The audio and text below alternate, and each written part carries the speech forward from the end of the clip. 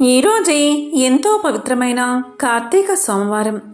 మహాశివుడికి ఎంతో ప్రీతికరమైన రోజు. సాధారణంగా సోమవారము అంటే ఆ మహాశివుకు ఎంతో ఇష్టం. అందున కార్తీక మాసంలోని సోమవారం. మరి ఈరోజు ఈ కథను విన్నా, చదివినా, చెప్పినా, వినిపించినా సకల శుభాలు కలుగుతాయి. జన్మల దోషాలు తొలగి కోటి జన్మల పుణ్యం వస్తుంది. అదే సోమవార వ్రత కథ. ఆ కథ ఏమిటో ఇప్పుడు ఈ వీడియోలో తెలుసుకుందాం. పూర్వం ఒకప్పుడు ఒక నగరంలో ఒక సంపన్న వ్యాపారి ఉండేవాడు. అతను అపారమైన సంపదను కలిగి ఉండేవాడు. అతనికి అన్ని సంపదలు ఉన్నా, సుఖాలు ఉన్నా కూడా కొడుకులు లేని కారణంగా ఎంతో విచారంగా ఉండేవాడు. కొడుకు పుట్టాలని ఆ సంపన్న వ్యాపారి క్రమం తప్పకుండా సోమవార వ్రతాన్ని ఆచరించేవాడు. అతను ప్రతిరోజు శివాలయానికి వెళ్లి అక్కడున్న శివ పార్వతులను పూర్తి విశ్వాసంతో పూజించేవాడు. ఇక పార్వతీదేవి ఆ సంపన్నుడి భక్తికి ఎంతో సంతోషించి మహాశివుడితో ఇలా పలుకుతుంది: స్వామి, ఈ సంపన్న వ్యాపారి మీకు నమ్మకమైన భక్తుడు.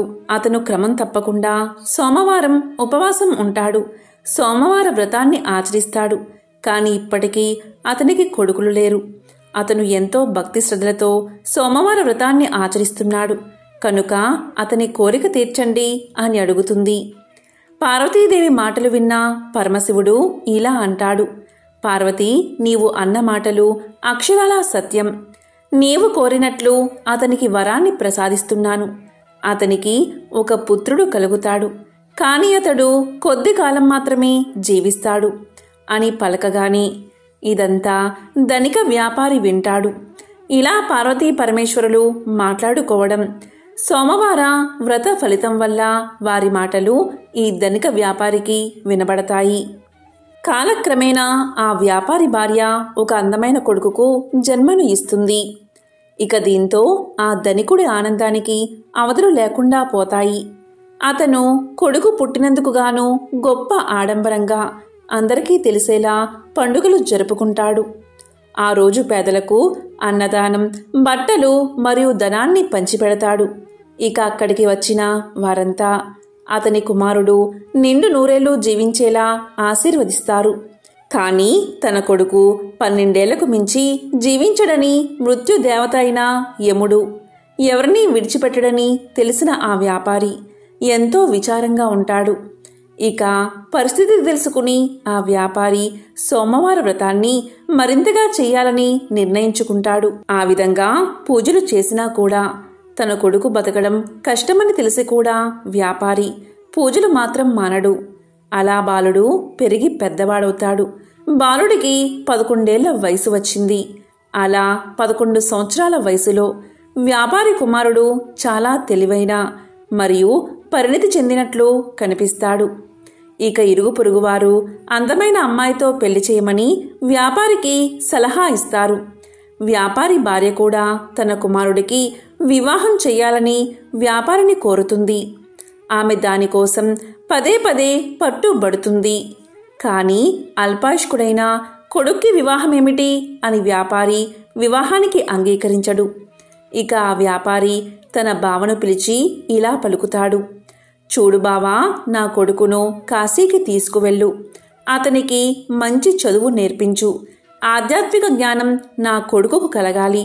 నీకు ఎంత ధనం అవసరమో అంత తీసుకుని మీరు కాశీకి వెళ్ళండి.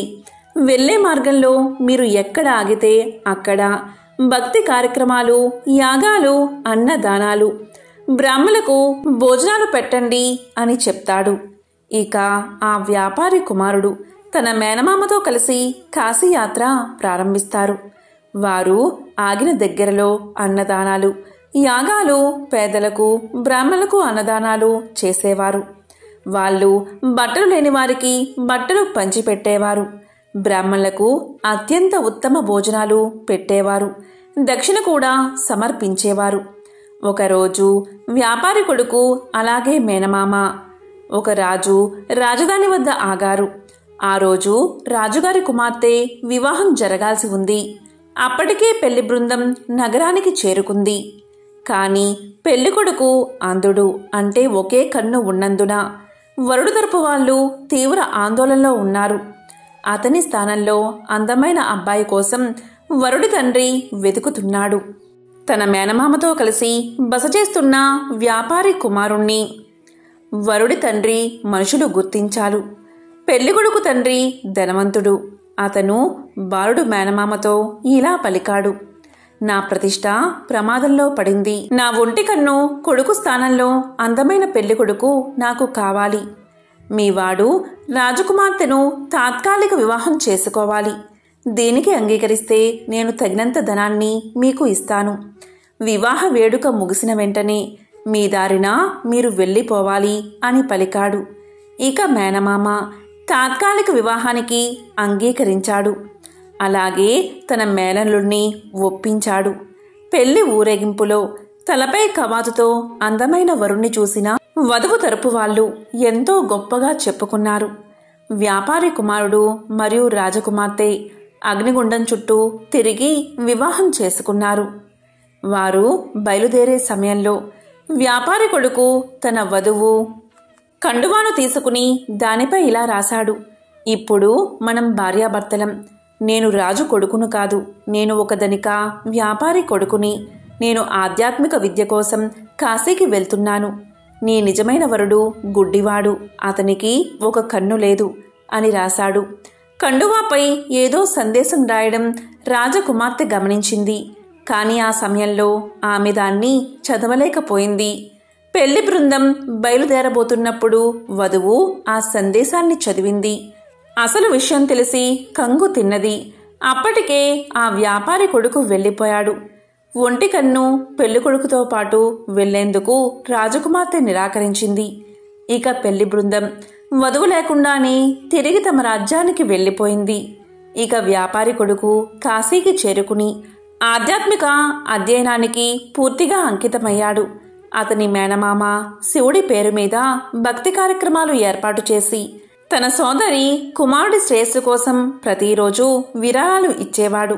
ఇలా ఉండగా అతనికి 12 ఏళ్లు వచ్చాయి. 12వ సంవత్సరం చివరి రోజున వ్యాపారి కుమారుడికి ఛాతీలో నొప్పి పుట్టింది. అతని మేనమామ అతని దినచర్య ప్రకారం దానాలు విరాళాలు ఇచ్చి గదిలోకి వెళ్లి చూడగా బాలుడు శవమై కనిపించాడు. అది చూసి మేనమామ శోకంతో ఏడ్చాడు. కాని బ్రాహ్మణులు శవ ఇంట్లో భోజనం చేయరు కాబట్టి తాను బయటపడితే అన్నదానం వృధా అవుతుందని మౌనంగా ఉండి అన్నదానాన్ని జరిపించాడు. ఇక అన్నదానం అయిపోయాక అందరూ వెళ్ళిపోయాక బిగ్గరగా ఏడవడం మొదలుపెట్టాడు. చాలామంది ఆయన చుట్టూ చేరారు. అదృష్టం కొద్దీ శివుడు పార్వతీదేవి కూడా ఆ ఇంటి బయటగా వెళ్తున్నారు. ఆ రోద విని పార్వతి యొక్క మనసు కరిగిపోయింది. ఆమె శివుడితో ఇలా పలుకుతుంది: స్వామి, యముణ్ణి ఆ బాలుడి ప్రాణాలు తిరిగి ఇవ్వమని అడగండి.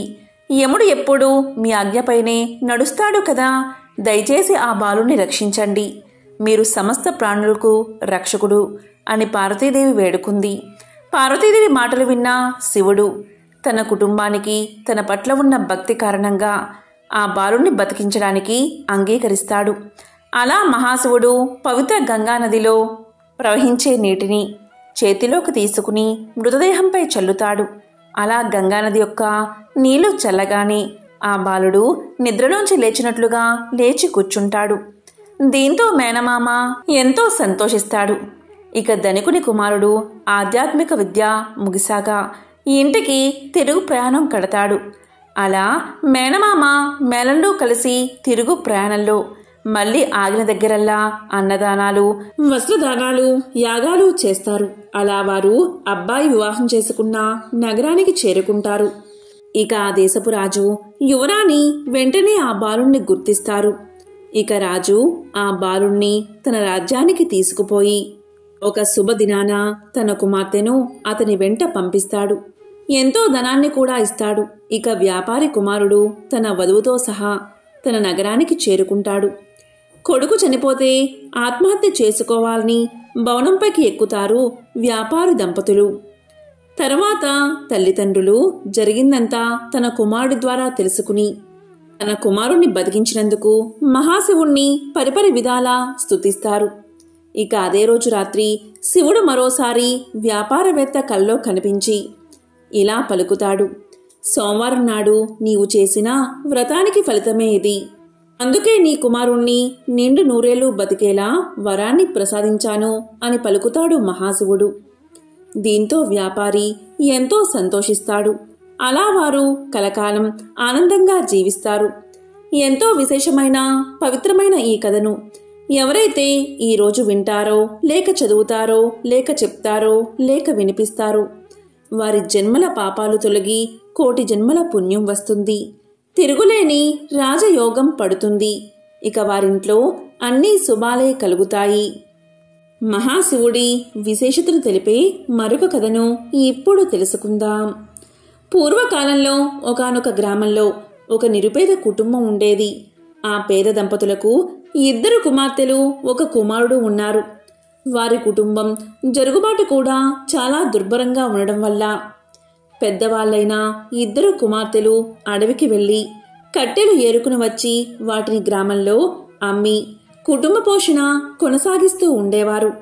ఇలా కాలం గడుస్తూ ఉండగా ఒకనాడు ఆ అక్కా చెల్లెళ్ళు పుల్లలు ఏరుకుని గ్రామానికి వస్తూ ఉండగా పొలిమేరలోని ఒక ఇంట్లో ఏదో పూజ చేయడం చూసి ప్రసాదం తెచ్చుకోవాలని అక్కడకు వెళ్తారు. అక్కడ జరిగే పూజా కార్యక్రమం చూసి ముచ్చటపడి ఆ అమ్మాయిలిద్దరూ పూజ గురించి, చేసే విధానం గురించి ఇంటి యజమాన్ని అడిగి తెలుసుకుంటారు. ఇక ప్రసాదం తీసుకుని ఇంటికి వెళుతున్న వాళ్లకు ఆ పూజ తాము కూడా చేసుకోవాలన్న ఆశ కలుగుతుంది. ఒక చెట్టు మొదట తమ గంపలు దింపి అక్కడ శుభ్రం చేసి మర్రి ఆకులు, మర్రిపళ్ళు, పత్రి పోగు చేసుకుని వచ్చి నువ్వే మా దేవుడివి అని అక్కడ గల ఒక రాతిని ఆ చెట్టు మొదట్లో పెట్టి పూజ చేసి స్వామి ఇవే తమలపాకులు, ఇవే వక్కలు, ఇవే పళ్ళు అని మర్రి ఆకులను, మర్రి పళ్ళను, మర్రి ఊడలను పెడతారు. ఇవే తోరాలు అనుకోమని మర్రి ఊడలను స్వామి ముందు పెట్టి భక్తితో పూజ చేస్తారు ఆ అక్కా చెల్లెళ్ళు. తరువాత వారు ఇంటికి బయలుదేరుతూ తమ తమ గంపలను నెత్తిన ఎత్తుకోబోగా వాటిలోని పుల్లలన్నీ బంగారు పుల్లలుగా మారిపోతాయి. వారు ఆనందంతో ఇంటికి వెళ్ళి తల్లిదండ్రులకు జరిగిందంతా చెప్తారు. ఆ పుల్లలు అమ్ముకుని శ్రీమంతులు అయిపోతారు. సిరి సంపదలు పెరిగిన ఆ సుందరాంగులను తూర్పు నుంచి ఒక మహారాజు వచ్చి, పెద్దామెను పడమర నుంచి ఒక మహారాజు వచ్చి చిన్నామెను వివాహం చేసుకుంటారు. ఆ అక్కా చెల్లెలిద్దరూ వారి వారి రాజ్యాలకు వెళుతూ భక్తి శ్రద్ధలతో ప్రతి సంవత్సరం కార్తీక మాసంలో ఈ నోము నోచుకోమని చెప్పి వెళ్తారు. వారిద్దరూ ఆ ప్రకారం తమ రాజ్యాలలో నోము నోచుకుంటూ కాలం గడుపుతూ ఉంటారు. ఇక కుమారుడు పెరిగి పెద్దవాడవుతాడు. ఇక తల్లి కార్తీక నోమును భారీగా చెయ్యాలని సంకల్పం చేసుకుంటుంది. ఇక పాత తోరాలు తీసి పెరట్లో కాకరపాదు మీద విసిరేస్తుంది. వాటి స్థానంలో బంగారు తోరణాలు చేస్తుంది. నవకాయ పిండి వంటలతో గారెలు, బూరెలు వీటితో భోజనాలు ఏర్పాటు చేస్తుంది. ఇక గ్రామస్తులంతా తల్లి కొడుకులను ఎంతగానో ప్రశంసిస్తారు. ఇక తోరాన్ని ఎప్పుడైతే ఆమె కాకర పాదు మీద విసిరేసిందో అప్పట్నుంచి ఆ మహాశివుడి కరుణ మందగిస్తుంది. ఏడాదికేడాదికి వారి సిరి సంపదలు తొలగి పేదరికం దాపరిస్తుంది. తినడానికి తిండిలేని దుస్థితి కలుగుతుంది. ఏ పని చెయ్యాలన్నా జరగకపోగా కష్టాలు ఎదురవుతాయి. ఆ తోరం ఎప్పుడైతే కాకర పాదు మీద విసిరేసిందో ఆ కాకరకాయల్లో బంగారం నిండుకుంటుంది. కాని ఇంట్లో వారు అది గ్రహించరు. ఒకసారి తల్లి పెరట్లో ఇరగకాసిన కాకర పాదును చూసి కొన్ని కాయలు కోసి కొడుకు ఇచ్చి అంగడికి వెళ్ళి చారెడు నూకలు, పప్పు, ఉప్పు తీసుకురమ్మని పంపిస్తుంది. కొడుకు అవి తీసుకువెళ్ళి షావుకారు అంగడి ముందు నిల్చుంటాడు. ఎంతసేపటికి ఆ షావుకారు కొడుకుని చూడడు. తరువాత షావుకారు అతన్ని చూసి ఏమిటి తీసుకొచ్చావు అని ప్రశ్నిస్తాడు. దానికి కొడుకు ఇలా పలుకుతాడు, అయ్యా ఈ కాకరకాయలు తీసుకుని బియ్యం ఇప్పించండి. మీ పేరు చెప్పుకుని ఈ పూటకు ఇంత గంజి తాగుతాము అని పలుకుతాడు. దానికి షావుకారు ఇలా అంటాడు, అలానా మీకు దారపోయడానికి మాకు ఊరికే వచ్చినా సిరి సంపదలు ఏమీ లేవు, వెళ్ళిపో అని కసురుకుంటాడు. కాని ఆ బాలుడు బతిమాలాడగానే ఇక ఇతను వదిలేలా లేడు అని దోసెడు బియ్యం పప్పు ఇప్పించి పంపిస్తాడు షావుకారు. ఆ పూటకు వారు ఆకలి తీర్చుకుని మరుసటి రోజు మరికొన్ని కాయలు కోసి మరో అంగడికి వెళ్లి అమ్ముకుని రమ్మని పంపిస్తుంది తల్లి. దాంతో కొడుకు ఆ కాకరకాయలు పట్టుకుని అంగడి వీధికి వెళ్తున్నప్పుడు షావుకారు అతన్ని ఆపి, ఏమి కావాలంటే అవి ఇస్తాను, రోజూ కాకరకాయలను నాకే ఇవ్వాలని చెప్పి బియ్యం ఇచ్చి పంపిస్తాడు. ఆ షావుకారుకు ఎందుకు అలా దయ కలిగింది అంటే, ముందు రోజు తాను తీసుకున్న కాకరకాయలు కూర చేసే నిమిత్తం వాటిని కొయ్యగానే వాటిల్లో నుండి బంగారు ముద్దలు రాలిపడతాయి. ఆ కాకరకాయలు మరెవరికీ దక్కకూడదని ఆ షావుకారు ఎంత ఇవ్వడానికైనా సిద్ధపడతాడు. అలా రోజూ కుర్రవాడి దగ్గర కాకరకాయలు కొంటూ ఉండేవాడు షావుకారు. ఇలా ఉండగా కొన్ని రోజులకు ఆ చెట్టుకున్న కాకరకాయలు అయిపోయాయి. ఆ షావుకారు చిల్లిగవ్వ కూడా ఇవ్వడం మానేశాడు. ఇక చేసేది లేక తల్లి తన కుమారుణ్ణి ప్రయాణం చేసి తూర్పున ఉన్న పెద్ద అక్క దగ్గరకు పంపుతుంది. మన కష్టసుఖాలు ఆమెకు చెప్పి ఏమైనా సహాయాన్ని అడగమంటుంది. దాంతో కొడుకు అక్కగారింటికి చేరుకుని నౌకర్లు లోపలికి వెళ్ళనివ్వకపోతే అక్కడే ఉండగా తల ఆరబోసుకోవడానికి మేడ మీదకు వచ్చిన అక్కగారు తమ్ముణ్ణి చూసి లోపలికి తీసుకువెళ్తుంది. అక్కగారికి ఇంటి పరిస్థితులన్నీ తెలియజేస్తాడు తమ్ముడు. దాంతో అక్కగారు ఒక గుమ్మడికాయను తొలిపించి అందులో వరహాలు పోసి తమ్ముడి చేతికి ఇచ్చి దానిని అమ్మకు ఇవ్వవలసిందిగా చెప్పి పంపుతుంది. అలా తిరిగి వస్తూ తమ్ముడు అక్కగారి ఇచ్చిన సద్ది తినాలని ఆ గుమ్మడికాయను నేల మీద పెట్టి చద్దన్నం తింటూ ఉంటాడు. అంతలో ఎక్కడ్నుంచో ఒక పెద్ద గద్దె వచ్చి ఆ గుమ్మడికాయను తన్నుకుపోతుంది. చేసేది లేక ఒత్తి చేతులతో ఇంటికి వెళ్లడం ఇష్టం లేక పడమర ఉన్న చిన్న అక్కగారి ఇంటికి వద్దకు వెళ్తాడు తమ్ముడు. అక్కడ చిన్నక్క నౌకరి వాళ్ళ వల్ల తమ్ముడి రాక గురించి విని బయటకు వచ్చి తమ్ముణ్ణి లోపలికి తీసుకువెళ్తుంది. కష్టసుఖాలు అడిగి తెలుసుకుంటుంది. వెంటనే ఆమె ఒక చెప్పుల జతలో వరహాలు పెట్టి కుట్టించి దాన్ని ఎక్కడా విడవక తిన్నగా ఇంటికి వెళ్ళమని చెప్పి పంపుతుంది. ఆ అక్క ఏమీ ఇవ్వలేదు, ఈ అక్క ఏమీ ఇవ్వలేదు అని బాధపడుతూ ఇంటికి బయలుదేరతాడు కొడుకు. ఎండ తీవ్రతకు అతనికి బాగా దాహం వేస్తుంది. వెంటనే అతను కొంచెం మొహం కడుక్కుని మంచినీళ్లు తాగాలని నిర్ణయించుకుంటాడు. అక్కగారు ఆ చెప్పుల జతను ఎక్కడా విడవద్దని చెప్పడం వల్ల చెప్పులతోనే చెరువులోకి దిగుతాడు అతను. కాని ఆ బురదలో చెప్పులు కూరుకుపోయి ఎంత వెతికినా దొరకవు. ఈ సంగతంతా చెప్పి పెద్దక్కగారిని సహాయం అడగాలని తిరిగి ఆమె వద్దకు వెళ్తాడు తమ్ముడు. అది కార్తీక మాసం అవడం వల్ల నోము నోచుకుంటూ ఉంటుంది పెద్దక్కగారు. తమ్ముడు ఇంటికి రాగానే తమ్ముడు జరిగిందంతా చెప్పగానే ఆ నోమును కూడా అతని చేత నోయిస్తుంది. ఆడంబరం కాదు ముఖ్యం, భక్తే ముఖ్యమని చెప్పి ఇంటికి వెళ్ళి తన తల్లిని కూడా నోము నోయించేలా చెయ్యమని తమ్ముడుకు చెప్పి కొంత ధనాన్ని ఇచ్చి పంపుతుంది. అలా తమ్ముడు నోము తన పెద్దక్కగారి ఇంట్లో నోచుకుని ఇంటికి తిరిగి వస్తూ ఉండగా గుమ్మడికాయ పండు అలాగే తాను ఇంతకు ముందు విడిచిపెట్టిన చెప్పులు కూడా కనిపిస్తాయి. వెంటనే అతను ఎంతో సంతోషంతో ఆ రెండిటినీ తీసుకుని తన ఇంటికి చేరుకుని తల్లికి జరిగిందంతా చెప్పి భక్తి శ్రద్ధలతో నోమును నోచుకునేలా చేస్తాడు.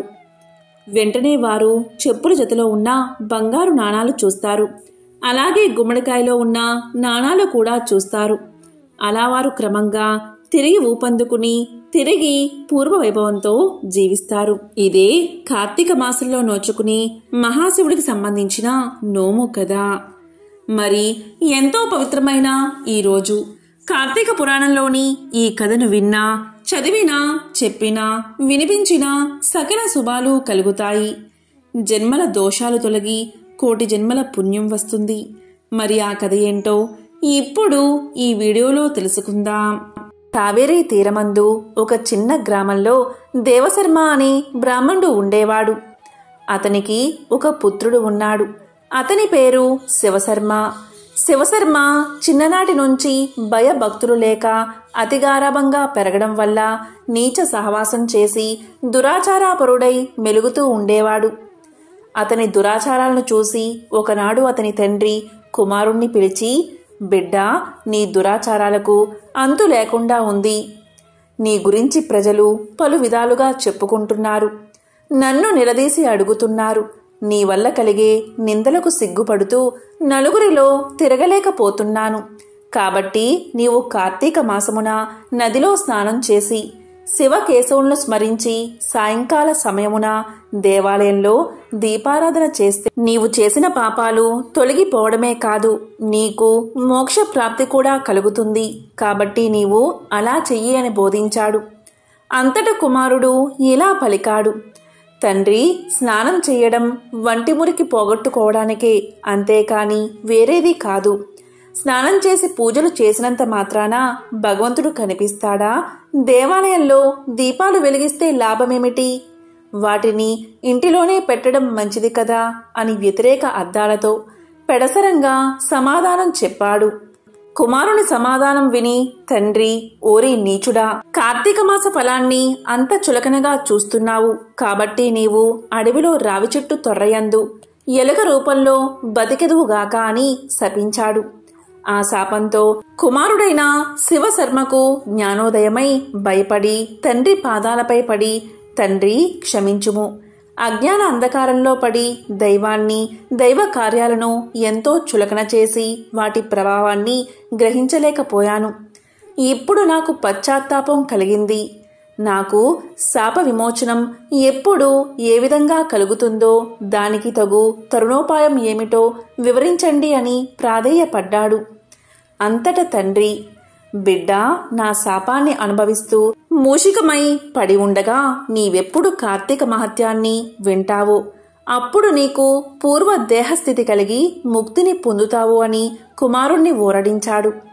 వెంటనే శివశర్మ ఎలుక రూపాన్ని పొంది అడవికి పోయి ఒక చెట్టు తొరల్లో నివసిస్తూ ఫలాలు తింటూ జీవిస్తూ ఉన్నాడు. ఆ అడవి కావేరీ నదీ తీరానికి సమీపంలో ఉండడం వల్ల స్నానార్థమై నదికి వెళ్లేవారు అక్కడున్న ఆ పెద్ద వటవృక్షం నీడన కొంతసేపు విశ్రమించి లోకాభిరామాయణం చర్చించుకుంటూ నదికి వెళ్తూ ఉండేవారు. ఇలా కొంతకాలమైన తరువాత కార్తీక మాసంలో ఒక రోజున మహర్షి అయిన విశ్వామిత్రుల వారు శిష్య సమేతంగా కావేరీ నదిలో స్నానార్థమై బయలుదేరారు. అలా బయలుదేరి ప్రయాణపు బడలిక చేత మూషికం ఉన్న ఆ వట వృక్షం కిందకు వచ్చి శిష్యులకు కార్తీక పురాణాన్ని వినిపిస్తూ ఉన్నారు. ఈలోగా చెట్టు తొర్రలో నివసిస్తున్న మూషికం వీరి దగ్గరున్న పూజా ద్రవ్యాలలో ఏదైనా తినే వస్తువు దొరుకుతుందేమో అని బయటకు వచ్చి చెట్టు మొదట నక్కి ఉండింది. అంతలో ఒక కిరాతకుడు వీరి జాడ తెలుసుకుని వీరు బాటసారులై ఉంటారు, వీరి వద్ద ఉన్న ధనాన్ని అపహరించవచ్చు అనే దుర్బుద్ధితో వారి దగ్గరకు వచ్చి చూడగా వారందరూ మునీశ్వరులే. వారిని చూడగానే అతని మనస్సు మారిపోయింది. వారికి నమస్కారం చేసి, మహానుభావులారా, తమరు ఎవరు? ఎందుకు వచ్చారు? మీ దివ్య దర్శనంతో నా మనస్సులో చెప్పరాని ఆనందం కలుగుతుంది. కాబట్టి వివరించండి అని ప్రాధేయపడ్డాడు. అంత విశ్వామిత్రుల వారు ఇలా పలికారు, ఓయి కిరాతక, మేము కావేరీ నది స్నానార్థమై ఈ ప్రాంతానికి వచ్చాము. స్నానాన్ని ఆచరించి కార్తీక పురాణాన్ని పఠిస్తున్నాము. నీవు ఇక్కడ కూర్చుని సావధానుడివై ఆలకించు అని చెప్పారు. అప్పుడు కిరాతకుడు కార్తీక మహత్యాన్ని శ్రద్ధగా ఆలకిస్తూ ఉండగా తన వెనుకటి జన్మ వృత్తాంతమంతా జ్ఞాపకం వచ్చింది. పురాణ శ్రవణం అయిన తర్వాత ఆ మునీశ్వరులకు ప్రణమిల్లి తన పల్లెకు వెళ్ళిపోయాడు కిరాతకుడు. అలాగే ఆహారానికై చెట్టు మొదట దాగి ఉండి పురాణమంతా వింటున్న ఎలుక కూడా తన వెనుకటి బ్రాహ్మణ రూపాన్ని పొంది ఇలా పలికింది, మునివర్య, ధన్యోస్మి. తమ దయ వల్ల నేను కూడా ఈ మూషిక రూపం నుండి విముక్తుణ్ణి అయ్యాను అని తన వృత్తాంతమంతా చెప్పి వెళ్ళిపోయింది. ఎంతో పవిత్రమైన విశేషమైన ఈ సోమవారం రోజు, కార్తీక సోమవారం రోజు ఈ కథలను విన్నా, చదివినా, చెప్పినా, వినిపించినా సకల శుభాలు కలుగుతాయి. జన్మల దోషాలు తొలగి కోటి జన్మల పుణ్యం వస్తుంది. ఓం నమః శివాయ.